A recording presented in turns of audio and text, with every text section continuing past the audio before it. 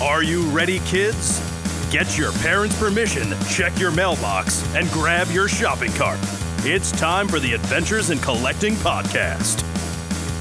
I'm Eric. And I'm Dave. Welcome to Adventures in Collecting, where we talk toy news, culture, and hauls, along with our journeys as collectors. Hello, everybody, and welcome back to Adventures in Collecting. Hi.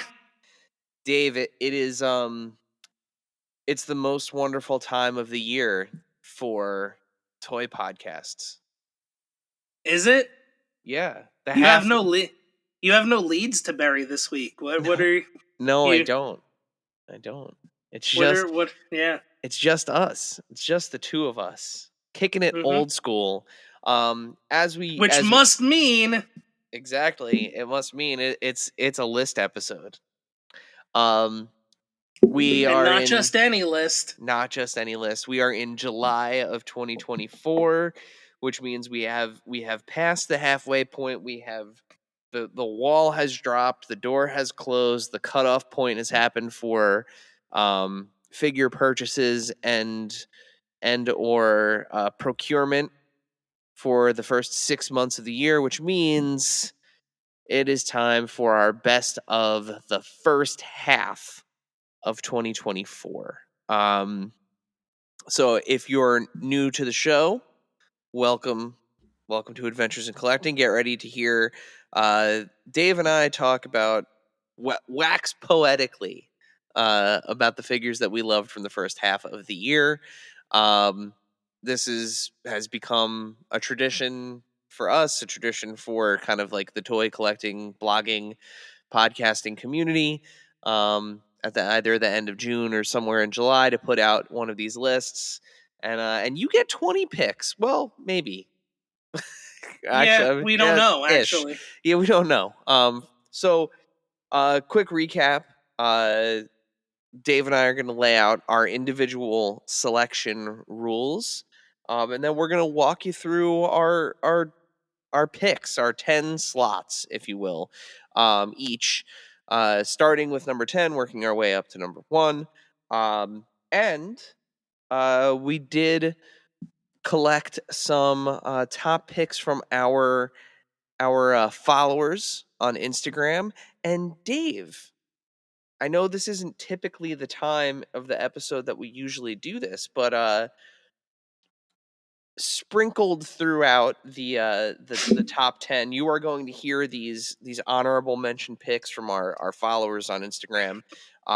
If we have a guest on, we will have a Q&A section, and Dave is going to tell you what you need to do to be a part of this show for future episodes.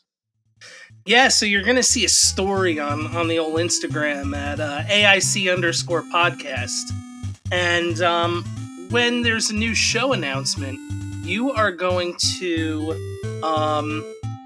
see that topic or that upcoming topic in the story. And it's going to give you a little box to either ask a question or, in this case, give your pick for a figure of the year or of the half year, and that's how you can be involved. So keep an eye out on the social medias at AIC_podcast, and yeah, check out the YouTubes, watch the videos, listen to the potential talking head, but most likely just audio with a visual component version of the podcast. Hey, we have unboxings. We do other things. We're trying to figure out the YouTube thing for the show. Trying to make it a little bit of a better experience than just a little wavy line on the screen. So, trading cards was not a big one. I mean, the unboxings are there roughly every week, but I mean in terms of the actual show itself, I meant the content. Trying to get some sort of thing going on YouTube. It's a lot of work.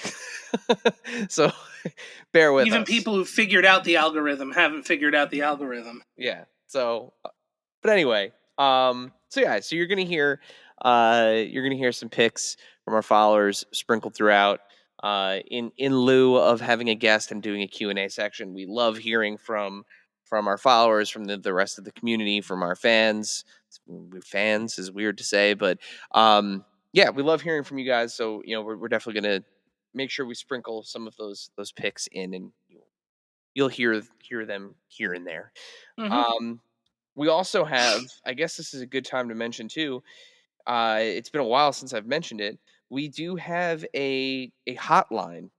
So you can always call and leave us a voicemail as well. I always forget about it. And then I do not have, in all fairness, do not have the number committed to memory. But the phone lines are always open at Adventures in Collecting. And I'm going to tell you what that phone number is as soon as I figure out how to get it to show on my screen here. Oh, there we go. Okay.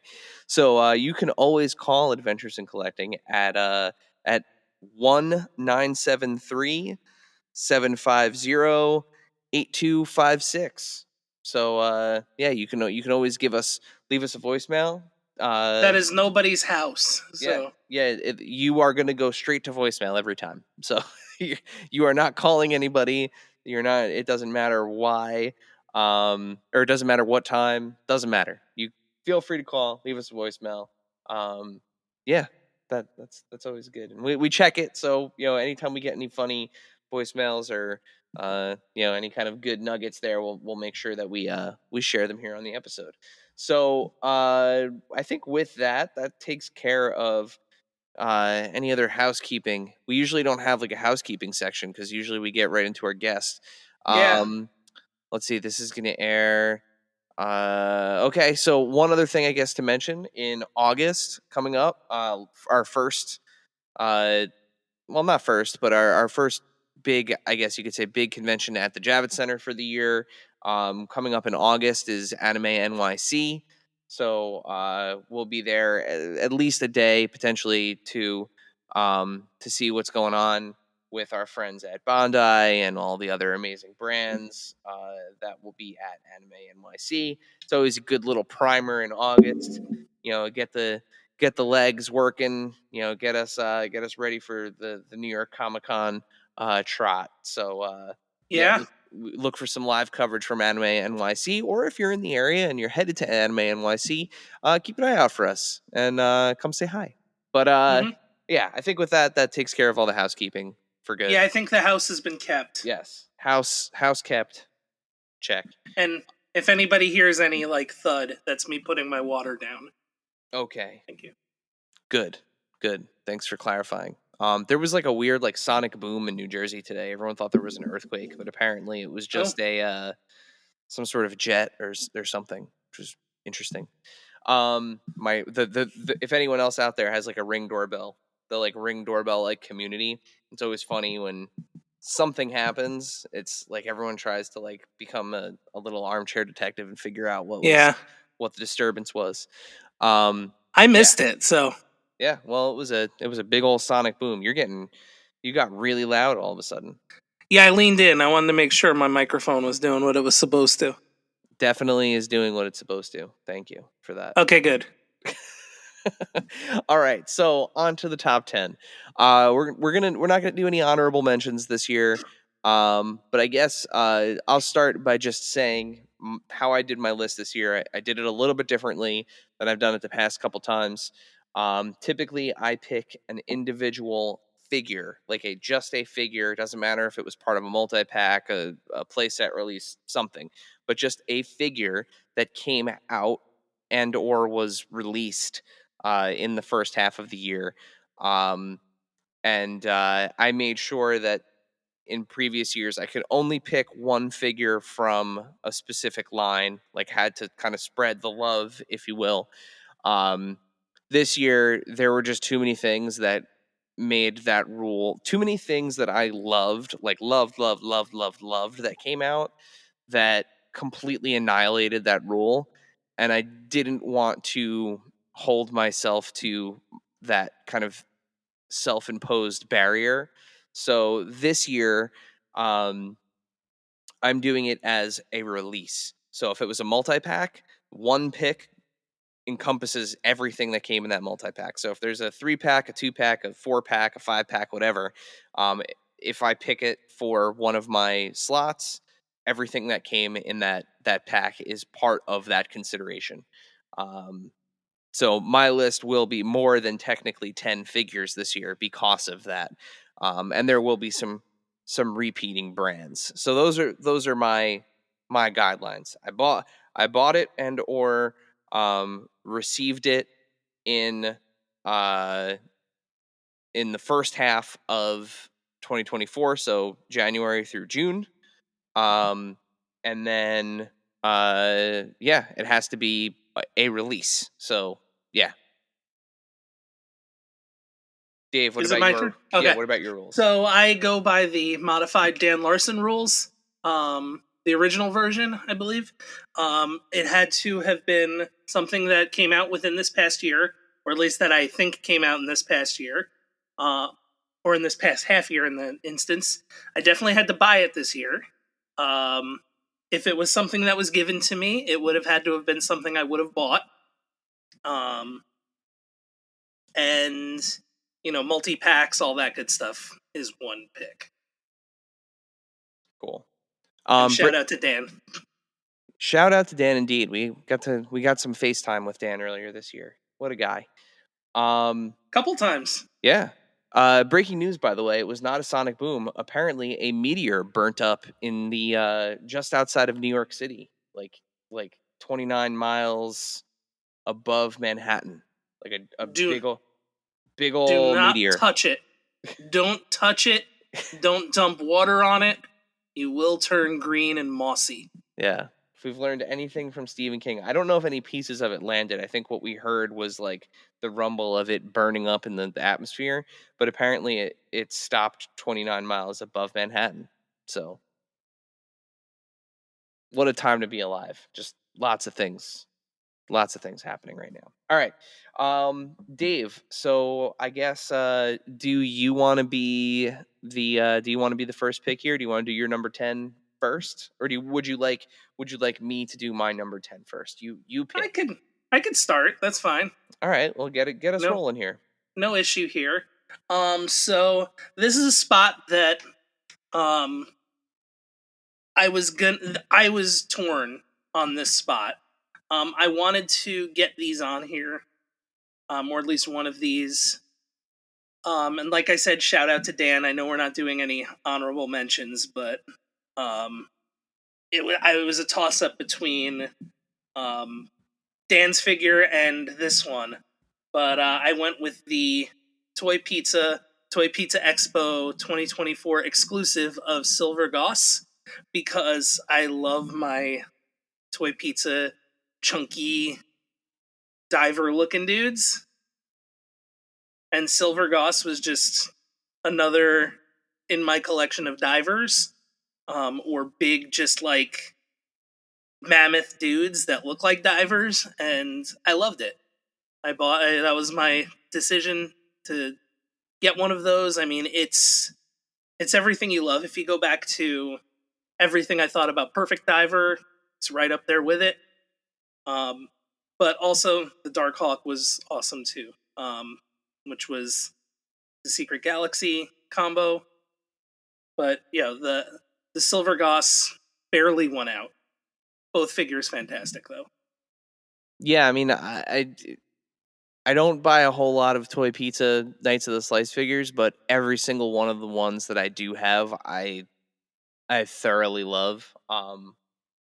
The one that I had you pick up for me at Toy Pizza Con, I'm blanking on Expo. his name, or Toy Pizza Expo. That's right, the anti-con. So somewhere Jesse is just rolling his eyes at me. The one that you picked up for me was awesome too. That like weird, like I forget his name. He was like a gold and tan. Icor Alexander. Yeah. Or Icor. Super cool with like that like mutated looking Resident Evil-esque zombie arm, and yeah. I like this guy because he had a silver and like orange look to him. It almost looked like he was like a lava diver in a way. Yeah, no, it was a great pickup. Absolutely great pickup. Yeah, I love the exclusives that they have that Jesse puts together there every year. There's something for everybody. There's always a little Mm-hmm. something for everybody. Great pick, Dave. Great pick to Thank start you. us off here. All right. So my number 10 pick is it's my number 10 on the list, but by no means how do I put this? So it's number 10 on my list, but I'm pretty sure it's the most surprising pick for myself and probably for our listeners. But number 10 is the most surprising pick. The figure that caught me off guard the most, the thing that I was not expecting to kind of like fall in love with. It's very like off brand for me, if you will. It's not a character that I am particularly crazy about. Not a huge fan of this legendary wrestler. Um, but this figure is just it's amazing. And it took me back to my childhood playing with your very loved wrestling figures. And it's just such an iconic moment in wrestling, captured in a way that this moment has never been captured before. Our friends at the Major Wrestling Figure Podcast, a friend of the pod, Kanik, and Matt Cardona and Brian Myers, they have an amazing thing going with their Major Bendies line and now their Big Rubber Guys line. And my number 10 pick is the wheeling, the dealing, the styling, the profiling, Big Rubber Guys, Ric Flair. From that In the suit. from that iconic promo, the Rolex wearing, son of a gun. Just it's such a good figure. Um, it was the first Big Rubber Guy that I actually ever had and got to see in hand. Take out of the box. It from everything. Their entire model is just incredible. The way the figures smell, the way they feel, the heft to them, the resealable packaging, the attention to what they're doing with the sculpt, and the design work on the figure. So between TTD and I believe their new sculptor, his name is Brian Beatty, Yeah. Baity, Beatty. Um, what they're doing with these figures are just incredible. Uh, it's such a to use a I guess it's a Gen Z term. It's such a nostalgia bomb.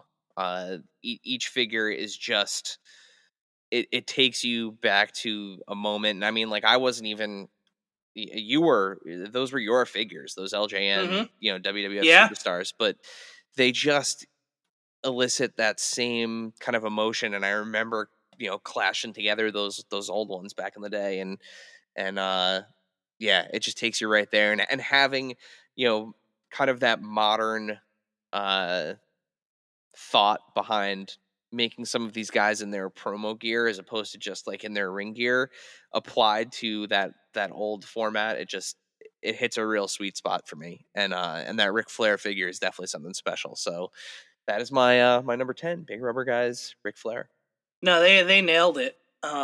They've nailed it with those so far, for sure. So my next one, my number 9. We are going into the vault, Eric. Oh boy. The Jazzwares vault. Okay. In the immortal words of Lady Gaga, show me your teeth.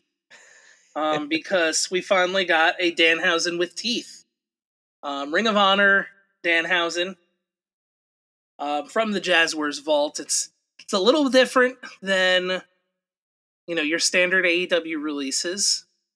He comes with the teeth. He's more geared towards his Ring of Honor era, the pre-pandemic era Danhausen, and I mean it's difficult, I think, at this point to make Danhausen a bad Danhausen figure.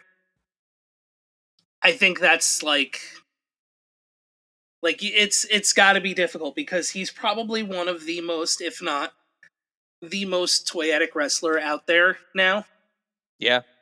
And I mean, just the head portraits, you have the curse hands, all that good stuff, but like, even I think the tattoos are like current for Ring of Honor era Danhausen.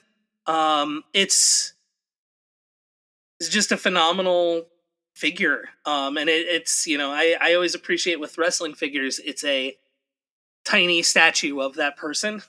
Yeah. And yeah, I think this makes the grade for that. But again, another 4 for 4 on Danhausen's Four for from Fourhausen. Jazzwares. 4 for Fourhausen. So my next pick, number 9, And my first prop of the night. Oh yeah, this is true. My next pick, number 9, is another one that caught me off guard, but I shouldn't have been this surprised. Based on what we know about the people who are putting these figures together, the Nacelle Company, and Brian Volkweiss and Brian Adams and the rest of the team there at Nacelle are doing an incredible job with bringing some of these cult classic properties to life. And each release, their figures get better and better and better and better. And the entire Biker Mice from Mars series was fantastic. But Throttle, the leader, is my pick at number 9. Just an amazing figure. I'm so excited to get the bike. I can't wait for that to come. Hopefully, it's before the end of the year. Looks like it might be, if not the end of the year, beginning of next year. But really excited to get the bike in hand and get Throttle on there. But I loved the cartoon. I had some of the old figures back in the day, and I'm excited to see what they do with this kind of Nacelle-verse idea, and more figures. Moo Mesa is up for pre-order now. If you haven't taken a look at that, definitely do it. But yeah, that's my number 9 pick, hot dog and all. Nacelle, Biker Mice from Mars, Throttle.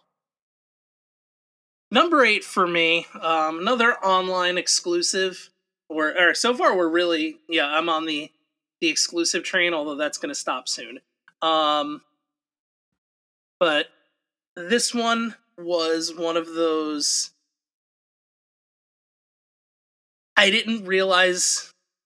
I knew this was something that I wanted, but I just didn't realize like what it was going to look like or how it was going to come together. And I was very, very happy with the result. And this is going to be the Mattel Creations exclusive WWE Legends of the Territory era 4-pack. You've got Superstar Billy Graham in there. You've got Muhammad Ali. You've got Gorilla Monsoon, which, a first ever wrestling Gorilla Monsoon figure. And then you've got Harley Race. And it's Harley with the NWA World's Heavyweight Championship belt, which is just wild to me. But just an awesome 4-pack. And it really represents like an era that's barely been touched with action figures. You've got a couple Brunos out there. You've had the previous Billy Graham. And there's not much else as far as like, truly an old school figure. There's a couple things that you can kind of 2-in-1, but there's not much that dips into that 60s, 70s era. So it's really cool that this does. And hopefully it opens the door for more.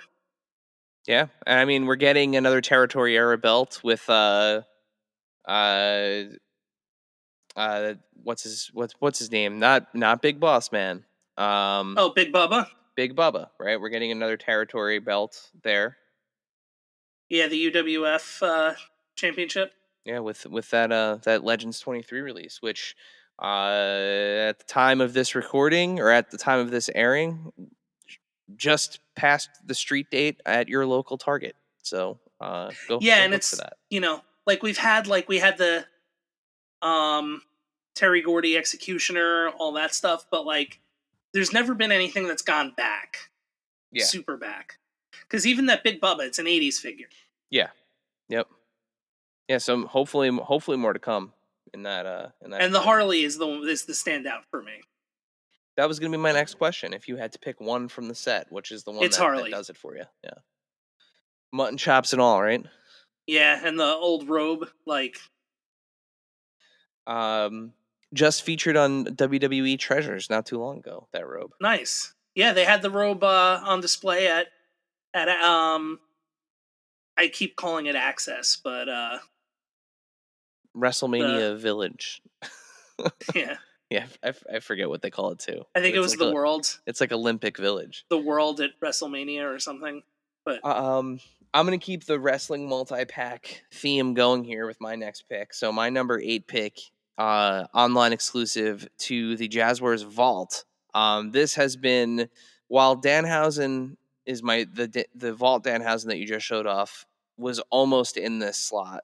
As it is my favorite Danhausen figure. It's the one that I have on display. This set completely blew me away the first time we saw it, going all the way back to Toy Fair. Seeing the final version of it in hand completely blew my doors off again. But the Jazzwares Vault unrivaled Death Triangle 3-pack is my number 8 pick. You get Penta, you get Rey Fenix, you get Pac, you get the debut of the Trios titles there, which is really cool to have that in figure form. You get the international, right? I think that's what it's called. Yeah. The international title that that Pac had at the time. You get, honestly, it's the best likeness of Pac they've done with like the sculpting, the way that his hair is, his like really severe undercut, you know, how his hair is shaved, the way that it's kind of like stringy and hanging in his face. They did just a fantastic job with it. And I love the colorway on Ray and Penta. The black and silver just really pops. And huge shouts to Chris Metzger and Steve on the Jazzwares packaging team, because they absolutely crushed the trifold look of the way that the boxes and everything. Just a hell of a set. I know it's not the first time that those figures, you know, have been released as unrivaled, but I honestly think this is the best they've looked.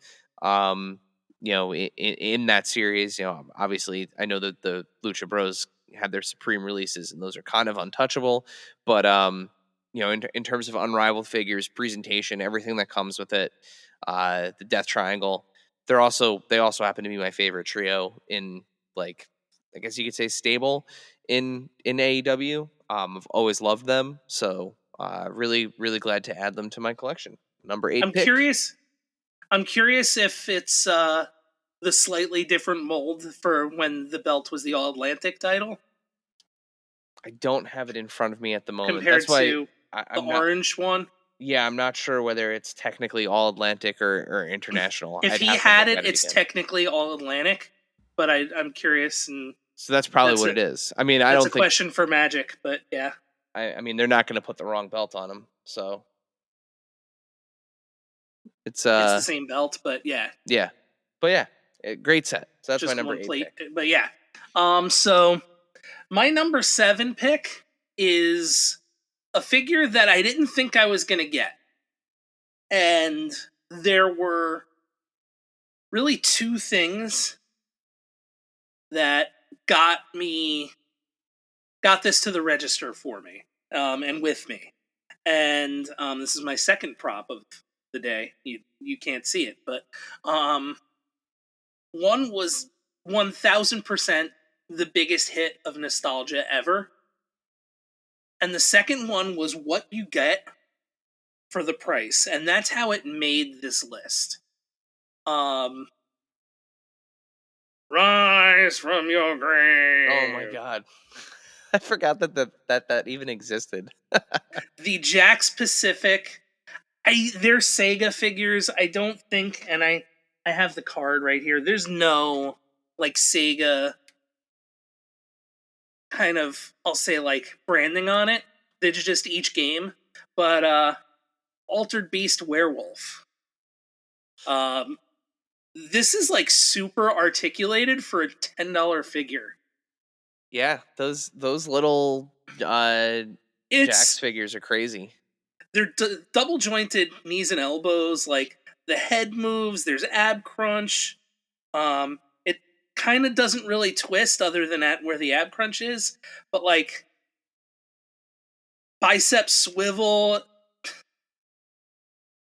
butterfly joints. Like this thing's ridiculous, and it's pretty great. And it just all it did was, and it comes with a little ball that he gets when he gets powered up. But like for a character that barely moved in a video game and Yeah. just like shot a punch at you and did like the sweep kick, this thing is awesome. It's a cool little werewolf. Yeah, And it was like one of those single frame sprite switches, right? Where it was like yeah, standing, arm out. it moves like there's a little animation to it. But also, like I was never really a huge Genesis person. The first time I owned a Sega Genesis was the Sega Genesis Mini. And but Altered Beast is one of my, it's not a great game, or I think it's a great game, but it's one of those ones where people are like, "Oh, that's not a great game," and it's really short. It was an arcade game. It wasn't supposed to be long. Yeah, Um it was a I port. love Yeah, I love that game. I love Golden Axe too. I wish there were Golden Axe figures, but this rules. Like I'm sitting there like, "Oh, are they going to make the dragon?" Like, but the werewolf's my favorite character because it's level 1. Um but yeah, if you get the Jax, let's get some Golden Axe out there. But the werewolf from Altered Beast number 7. Yeah, I think the 3 figures in that wave are Super Monkey Ball. I forget what the little chimp is called. He has a name, but it's Super Monkey Ball, Streets of Streets of Rage Rage, Axel, and and then Werewolf. Werewolf from Altered Beast. Yeah, it's a hell of a wave. And yeah, those figures pack a punch because even like their Nintendo ones, like the same that like they did like a Samus, a Link, and a Zelda, they're ridiculous. Like that Samus figure has double jointed everything. Like, yeah, it's banger Like banger of a figure. This has me really stoked for some Simpsons figures Yeah, yep, yep. That you may have picked up too that late I to may or feature may on this not have list. bought hours before recording this, but Um, said that they don't count for the first half of the year. my number 7 pick is also a smaller scale figure. A figure that has been absolutely long overdue. Um, one of the most iconic women characters in the history of film. Uh, the Vintage Collection, A New Hope, Princess Leia Organa from her debut in the Star Wars franchise. This figure is just it's stunning. It never ceases to amaze me the amount of detail that they can now put into one of these vintage collection figures. Um, it's no secret that I'm a huge proponent for 3 3/4 inch Star Wars. I think that is kind of like the ideal scale for Star Wars figures. It's the only thing that's reasonable to world build, play sets, vehicles, all that good stuff. So I'm really excited with the success of the Cantina funding and this return to Tatooine program that they're cooking up, because there are some core figures for Vintage Collection fans that have not been delivered, uh, that are, like I said, they're core to Star Wars. So Farm Boy Luke Skywalker, Old Ben, um, Han Solo, Chewbacca. We've not gotten a New Hope versions of those figures, with the technology and the capabilities that they have now. So really excited for them to revisit those characters and Leia's never looked better in figure form here as she does in the vintage collection. So yeah, so she's my number 7 pick for this list. And now, a word from our sponsors.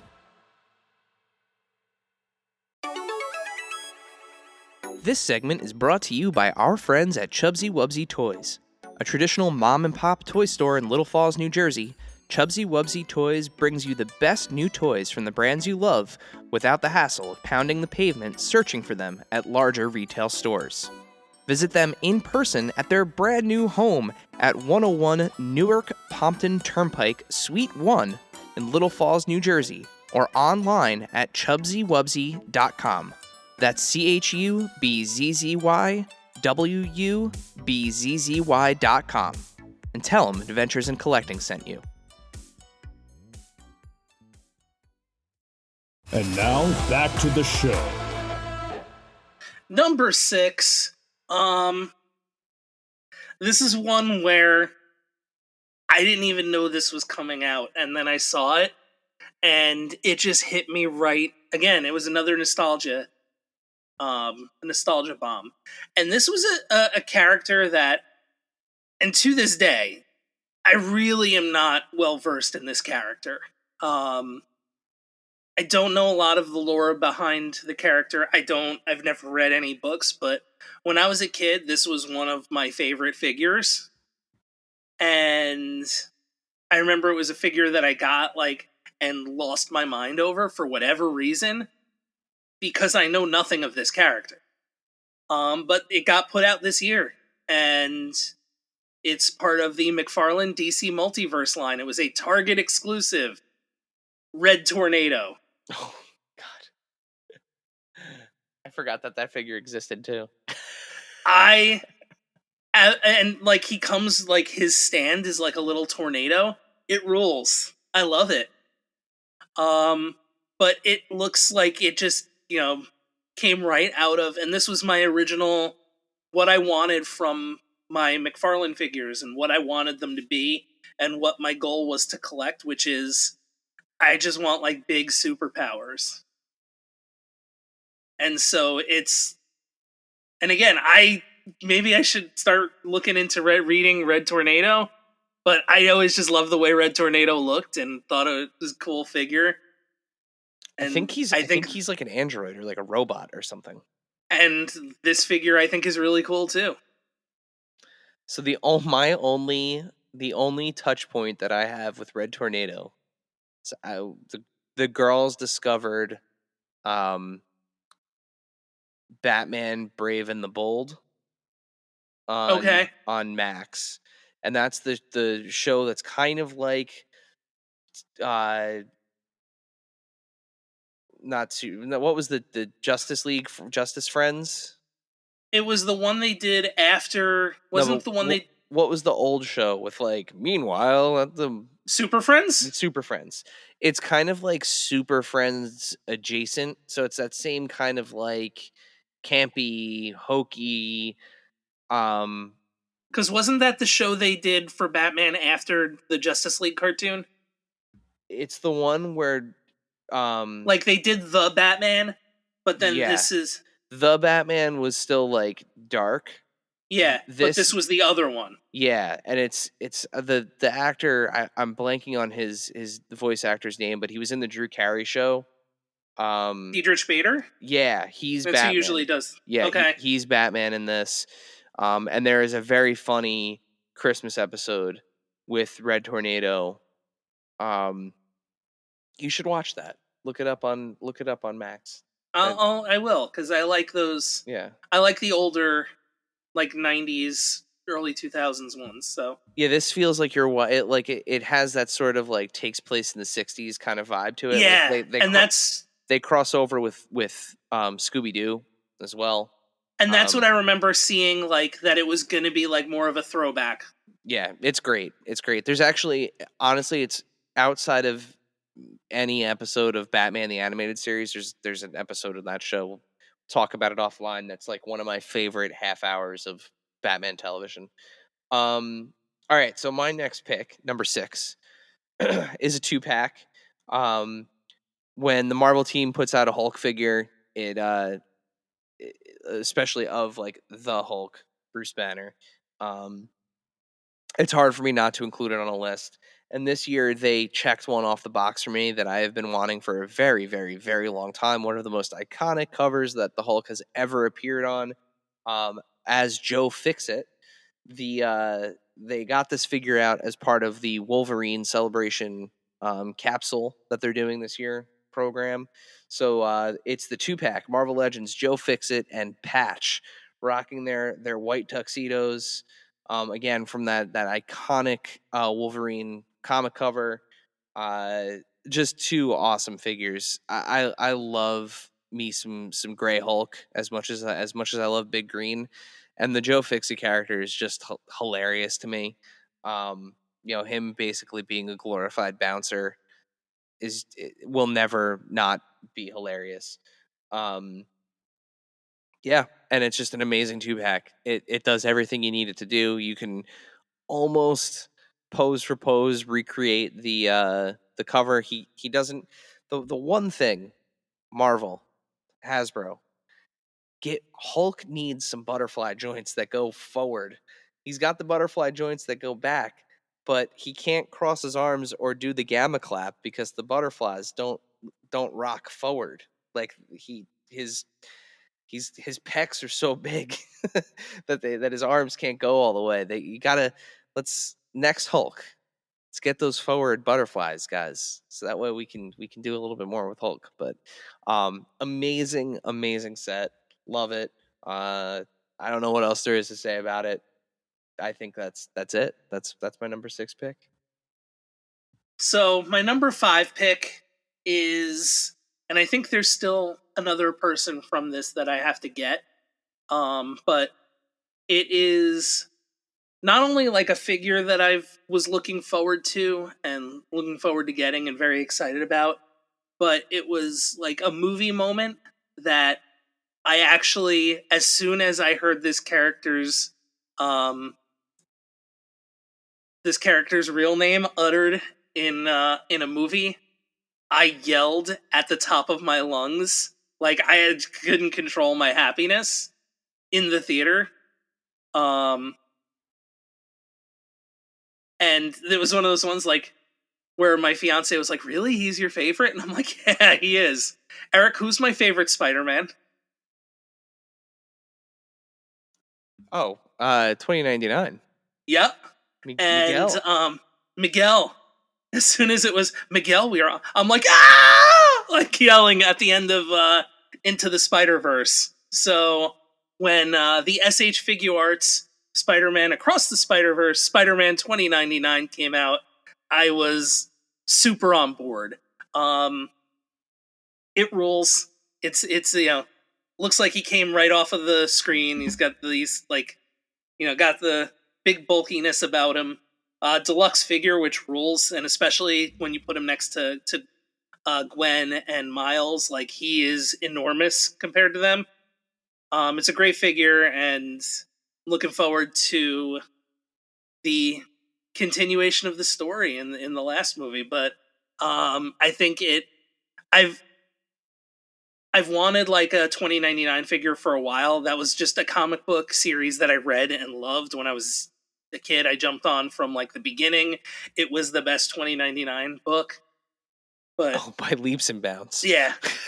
But for whatever reason, like Miguel's been my favorite Spider-Man. Like I think Spider-Man and that's not to like knock Peter or Miles. Like I enjoy Spider-Man. Spider-Man is great. I enjoy the movies. I enjoy the cartoons and the games and all that stuff. But for whatever reason, when I was a kid, that was the coolest Spider-Man to me. Yeah, he had like the skull on, yeah, and like it was just so cool. Claws. He had the like cape, the web cape. You remember he's a vampire. Remember the Toy Biz figure came with that like weird giant flaming axe for no reason. That made no sense.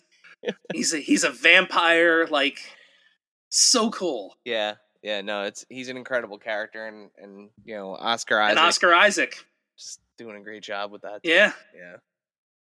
Guy does not miss. He does not miss. And that's been a line, the Spider Verses. I've enjoyed them. They're great. Yeah. You have almost all of them. I think they made a Spider-Punk too. Yeah, I think they did. Comma 2. And I gotta look for. Yep. All right, halfway through the list. So this is my number 5 pick. NECA has had another incredible year. I mean, there's been a ton of stuff in the first half that could have very easily made this list. But there was one figure, and you said it before. It's awesome when a figure looks like, especially if it's something from like a movie, looks like that character stepped off the screen and walked onto your shelf. And NECA does a very good job with that. Generally speaking, and they've put out some incredible things this year. But they're earlier on in the year, very early in the year, their ultimate Nosferatu figure completely blew my doors off. It is just an absolute work of art of a figure. From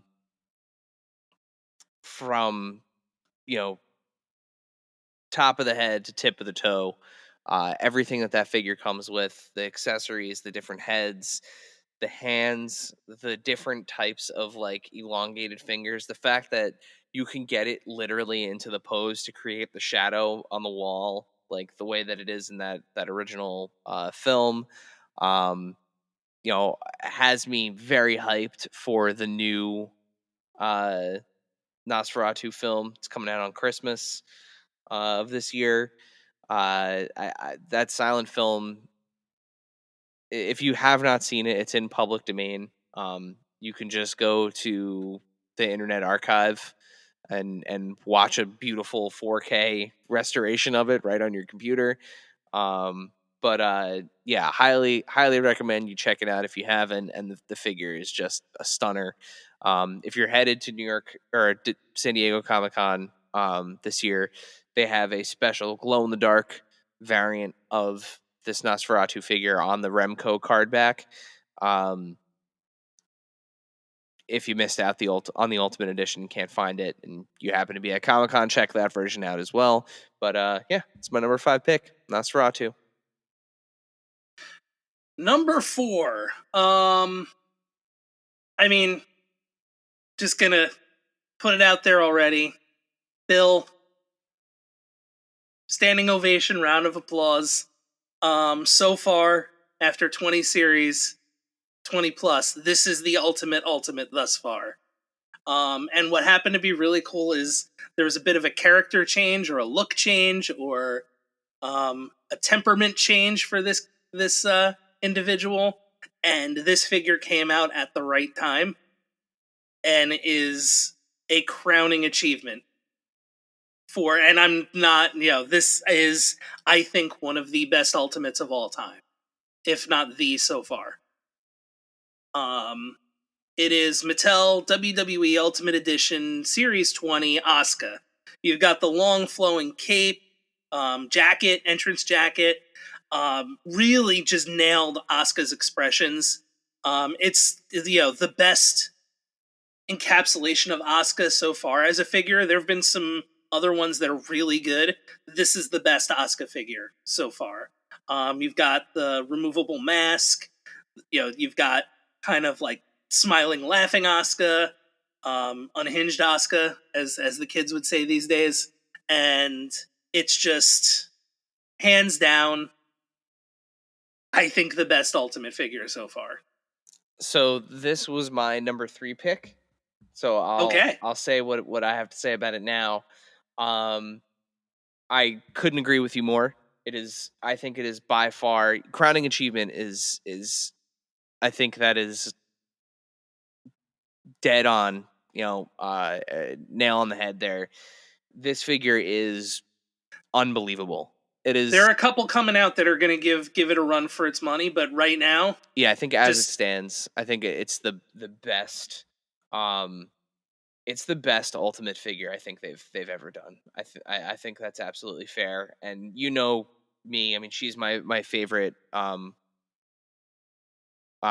female wrestler in any organization, and I've been begging for an Ultimate Asuka figure since I started, since I had gotten back into wrestling.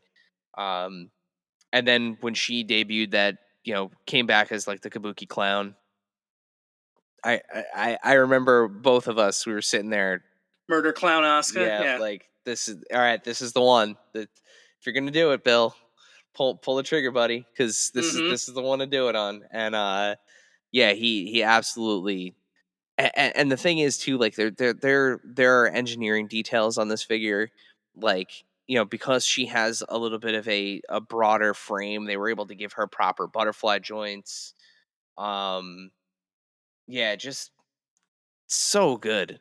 So good. Yeah, it's almost like I'm happy the other Asukas that have been made didn't have as much accessory and all that stuff, so that way this one got made. Yeah. Because I mean that The elite, cape I know was something he wanted for a long time. yeah, and the elite that came out, that was kind of around the same time she was tag team champions with Charlotte Mm-hmm. for a bit. I mean, for a while that was the best she'd ever looked, in elite form. But this completely just blows that out of the water. And I'd like to take this opportunity. She's not listening, but speedy recovery, Asuka. We miss you. Absolutely. Can't wait for you to come back healthy and ready to kick some butt. All right, so number 4, right? So I had to jump ahead to Mm-hmm. talk about that. So, number 4, man, I'm surprised it took us that long to cross over. I thought this year there would be a little more crossover. There's not. I thought so too, but I knew that for sure. I knew Yeah. that one for sure. So my number 4, again, GI Joe Classified Series is a line of figures that just doesn't miss. Every single one that comes out is incredible, but Mm-hmm.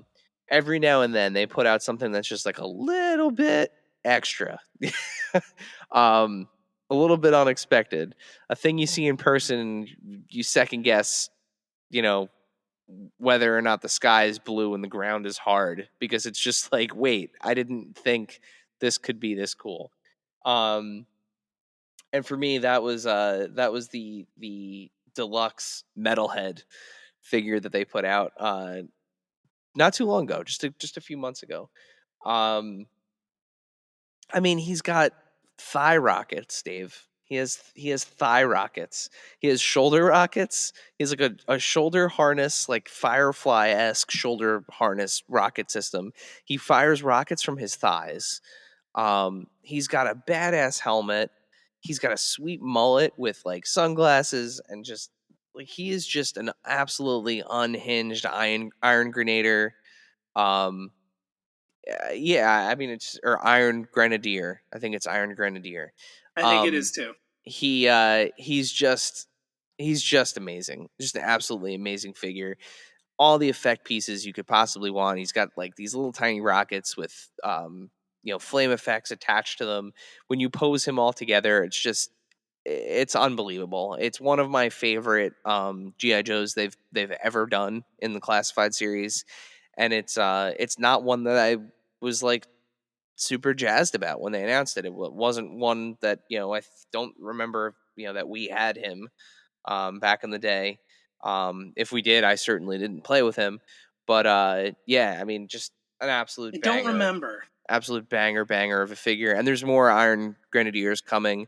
They released the officers up for pre-order, and eventually they're gonna have to put out some version of Destro, to an Iron Grenadier version of Destro to go with these guys to boss them around. So you know, hopefully that's coming soon. But lots of cool stuff in the GI Joe classified pipeline. They're going to announce their next HasLab at San Diego Comic-Con. So should be fun. But yeah, so Metalhead. I feel like I had that metalhead, But the original. you're up to number 3. My number 3. This is going to be another unexpected one, but one that I originally saw and was like, "Oh, I've gotta." That I think is really cool. And then I realized it was out, and I'm like, "Oh, I gotta get that. Is it still available? Okay, cool. I gotta get that." And there are others in this line, and that I'll say adjacent developer relatives of this line that I might want to dabble in as well. But it is one of my favorite, most difficultly punishing games of all time. Um, the Blue Bomber himself, Mega Man. We saw the Jada Toys Mega Man at Toy Fair, and I was like, "Yo, this rules! Like, I need to get this." And so I did, and it perfectly.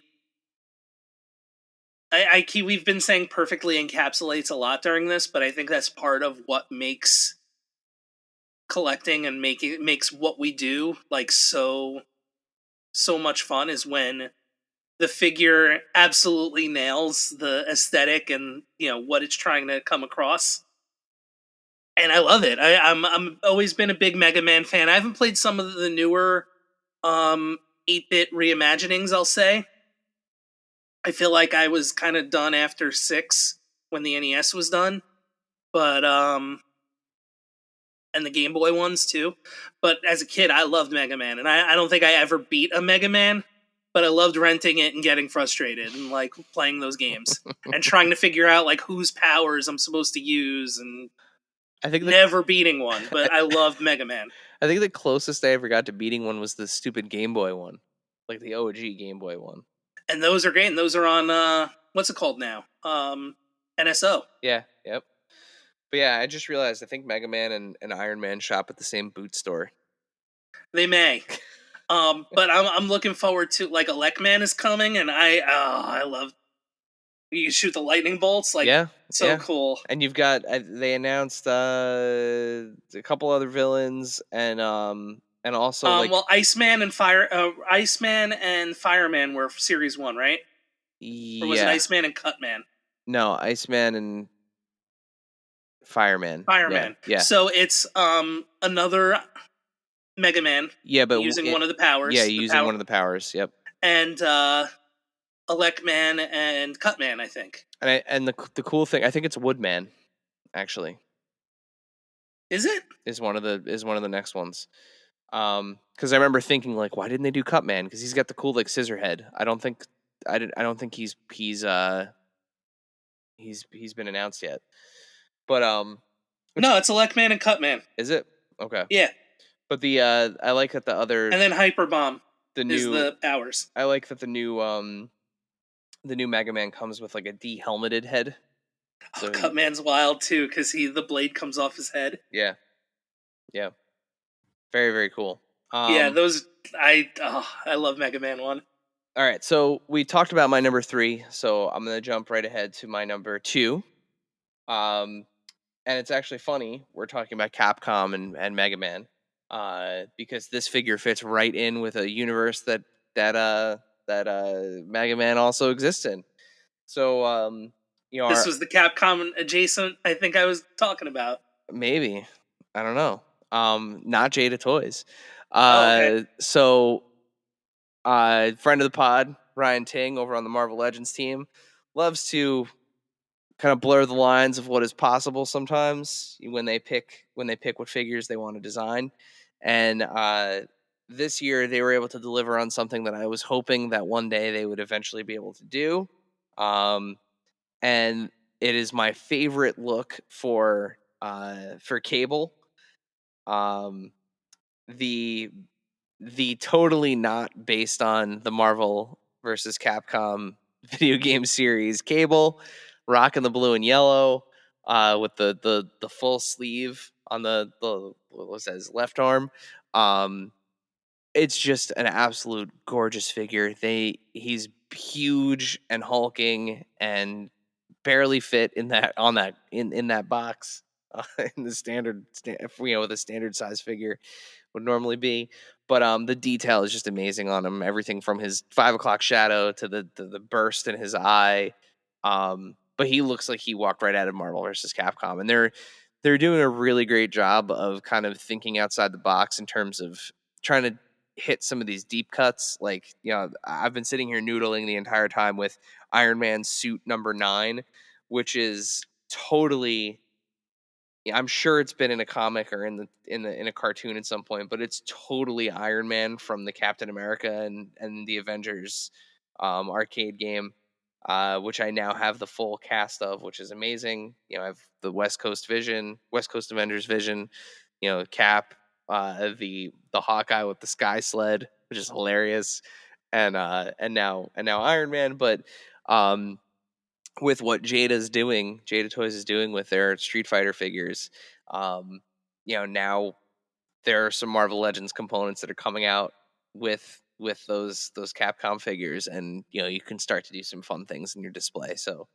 And especially with the games coming back out, like yeah, that collection being yep, released, and that's going to be fun. and they did, I don't have it because it again, like this is my video game Iron Man, the suit number 9, but the deluxe Iron Man that they put out last year with the giant shoulder cannon that he could hold with Hmm. the giant blast. I mean, that was very clearly a nod to something in particular as well, without overtly saying it. So, yeah, they're doing a great job with that. So hopefully there's more to come. And also, recently announced Build-A-Figure Blackheart fits into that as well as a Marvel Yeah, versus Capcom character.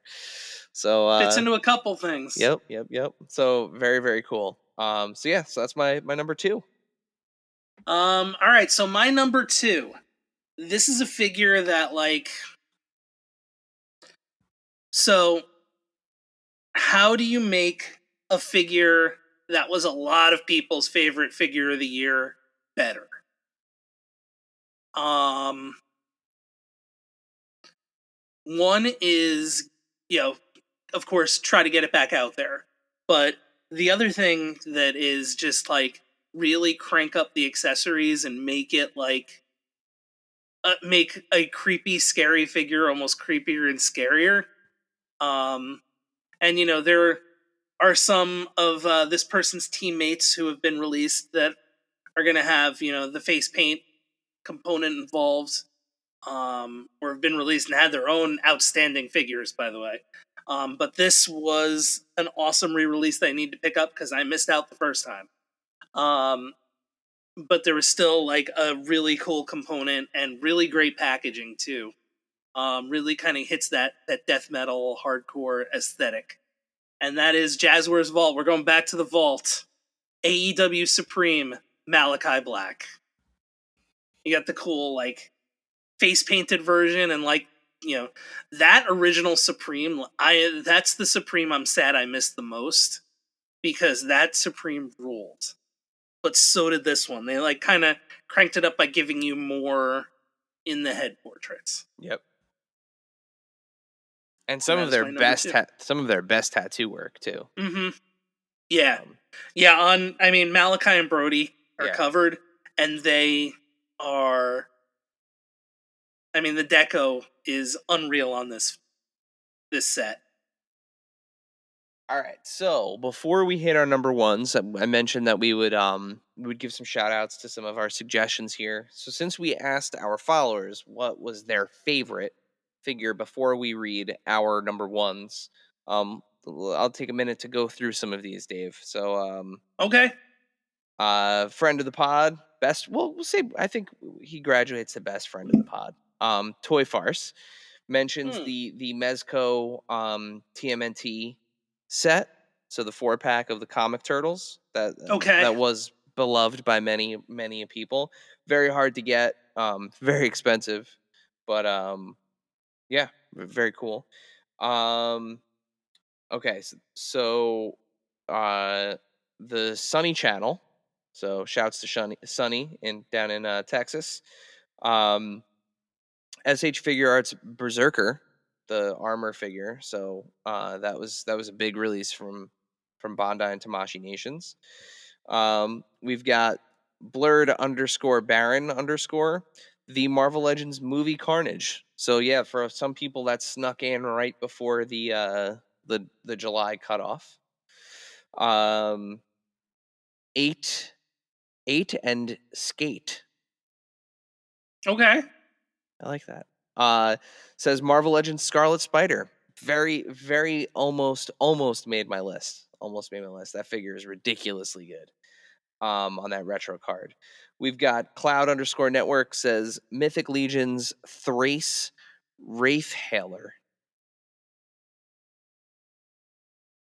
Great name.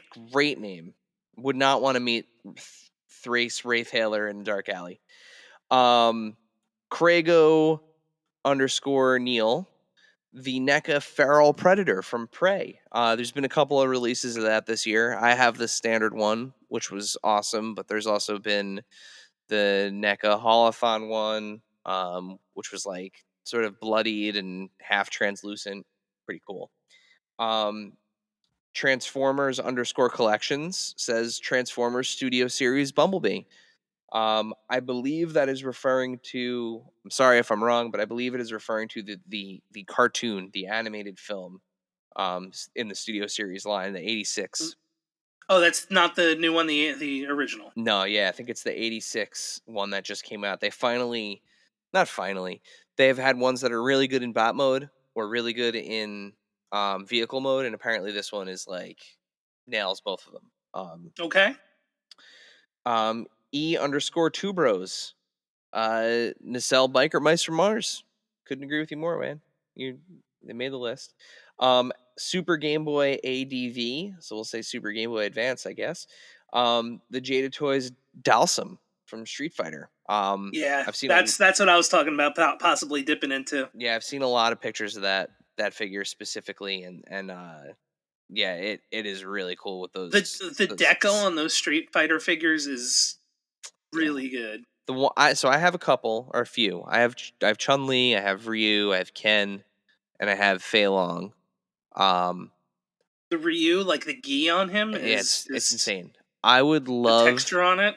I would love to find a Bison at some point, and then eventually when they make him, because they've announced, they've shown all of them in prototype form, but I would love M Bison, and I would love Blanca. Well, they're doing Super, so Vega is up there for me. Yep, Vega, Sagat, they've shown off. Yeah, Cammy, I think. All right, couple more, and then we'll get to our two. So, friends of the pod at Power of X-Men, Paul. He also says the Marvel vs. Capcom cable. So, yep. Spawn 2504, the animated. All right, so this is DC Direct, McFarlane. So McFarlane Toys DC Direct animated Two-Face from the new Batman Adventures. Those are cool figures. They are very cool figures. Cal at Side Fig Gig, the new Ultimate Edition Cody Rhodes with the shell jacket. and the new weight belt, new torso, and new shell jacket. Okay, I think that's I'm looking forward to getting that one. WrestleMania 39 Cody, right? That's from when he did not finish the story. Yes. And then one more. So D La Guerra 719. This is an interesting one. So I don't know if you've seen. We saw these at the last Toy Insider event we went to, Dave. But the Origin Sketch Turtles by Playmates Toys. Yes, those are cool. So those have been hitting. That's another one where they've announced at Comic-Con there will be a Comic-Con exclusive variant of those, black and white with the red bandanas. Which I feel like if you're going to get those, I feel like that's the move. That's the move there. So, yeah, so really cool. Thank you everybody for submitting your favorites. Since I kind of did two in a row, or I skipped, why don't you do your number one first? And then I'll do mine. I can do that. Yeah. So my number one, we always talk about, again, take it to nostalgia. This instance is the first time I kind of witnessed this character in a live performance setting. Very much, like I still have the second version of this figure, but took a year off from putting it in. I mean, what I think is a well-deserved spot because who could be number one other than Papa? So Super 7 Ultimate, Papa Emeritus 3. I mean, that's the and I always have trouble saying this album's name, Infestissimum. I think you got it. I think I got it, and it's taken a ton of practice to get the car to play the album. And I still don't always get it to work. Play the album with Year Zero. But it's just, Papa 3 was the first time I saw them when they were still playing small venues and have deservedly graduated now to arenas and headlining festivals and making movies and all that good stuff. I will not spoil right here, right now for you. Appreciate it. Yeah, Papa 3. I love it. Very much looking forward to Papa 4. Yeah, me too. It's Square Hammer. It's Square Hammer, Papa. It's Yeah, Hope Star. Yeah, Hope Star was it for him. I mean, that's the I think for a lot of people that was their gateway into the band. With like the white lapels and all that, like so good. Yep. Yeah, it's definitely that to me is like quintessential Papa. Yeah, other than the first one, because how could you like not remember that the first time you see it? But this is like everybody's Papa. So up until 4, which is now my favorite, like I guess you could say papal look. Like I love the turquoise and everything. And I love that that's the figure too. Yeah. So my favorite papal look of Papa was with the green and black, which was Papa 2, which is what's currently on my display. And my favorite like alternate look, I don't know what like derobed look or disrobed look, I guess you could say, is to this day is still Papa 3. I mean, like Papa 3 performance mode is the best, and that's how I have him displayed on my shelf. But yeah, I very very excited for Papa 4. I'm really really hoping we get some faceless ghouls or nameless ghouls. Nameless ghouls. I still would love a cardinal. Like it's Cardinal Copia significant would be great. enough where you can't just have Papa 4. We'll see. And it looks like we're just getting Papa 4. So, but huge shouts to friend of the pod, Kyle. Just absolutely crushing it, killing it with every single one of those stuff. Yeah, every single one of those, and his new his dream come true project. He's getting to do his 2003 Turtles, and they look really good. So really excited. They do. Really excited to add another Donatello to the Oops All Donnies shelf. All right, so that brings us to my number one. My number one, I have been waxing poetic about the film that this movie came from since it came out.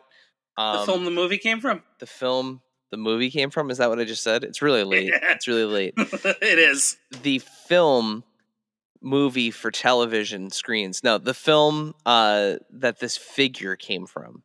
It's one of my favorite properties of all time, right up there with Star Wars. I have it right here. This figure, since I got it in January, it's never out of arm's reach. It's always close to me.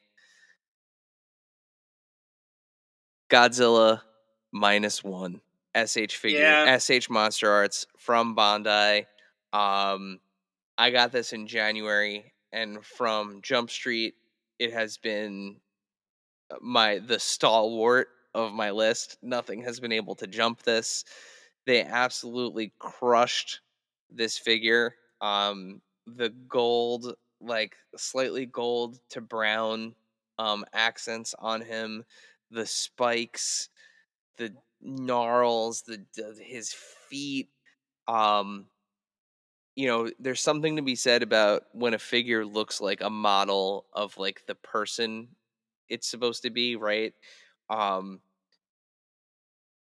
you never really get to sit there and like stare at Godzilla long enough on screen. He's always kind of moving or like doing so, like being able to just kind of study the detail of like everything that's going on with this version of Godzilla.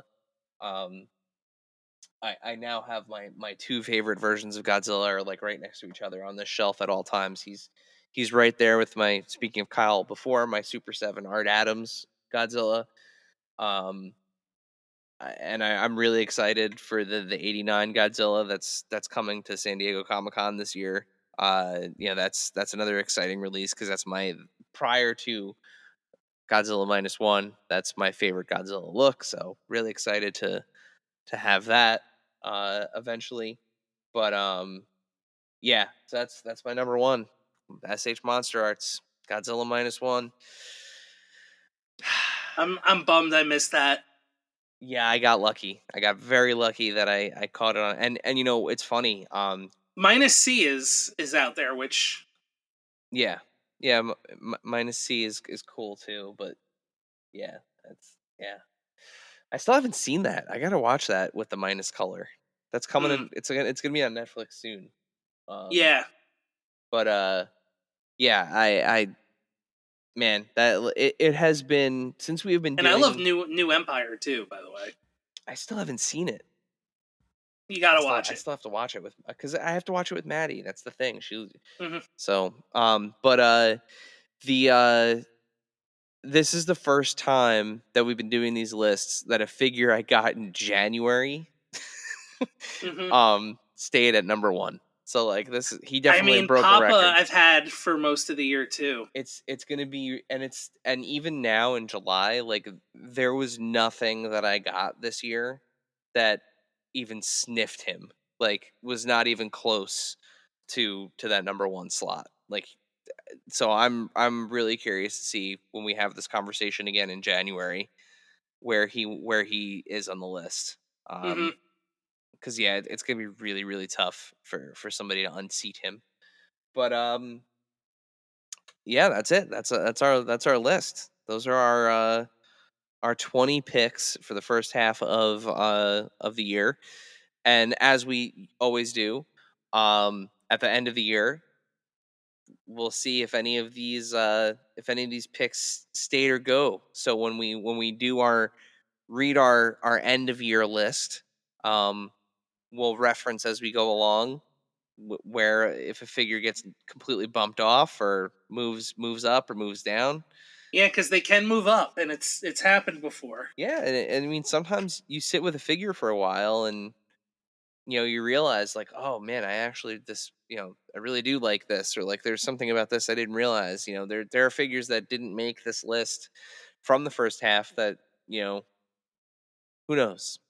Werewolf moved up, like as the more I played around with them. Yeah. So yeah, and I mean there were figures I thought when I had them on pre-order, I thought for sure would be a lock for the list, and once I got them in hand, it was just there was other stuff out there that beat it. So yeah, so we heard from a bunch of you what your favorite figures were, but when we post this on Instagram, on YouTube, feel free to drop by in the comments and tell us what your favorite figure of the first half of the good old 2024 was.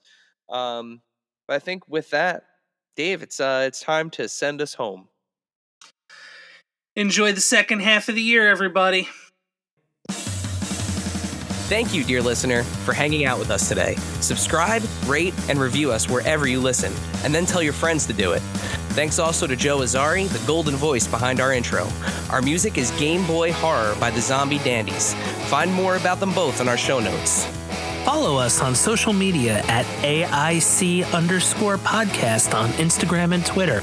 Stop by and say hi, show us your toy hauls, and share your toy stories. Maybe we'll talk about it in a future episode. Don't try this at home. Void where prohibited and some assembly required. Each sold separately, not a flying toy. Consult a physician if your toy run exceeds more than 4 hours. This has been a non-productive media presentation. Executive producer, Frank Hablawi. This program and many others like it on the Non-Productive Network is distributed under a Creative Commons Attribution Non-Commercial No Derivatives license. Please share it, but ask before trying to change it or sell it. For more information, visit non-productive.com.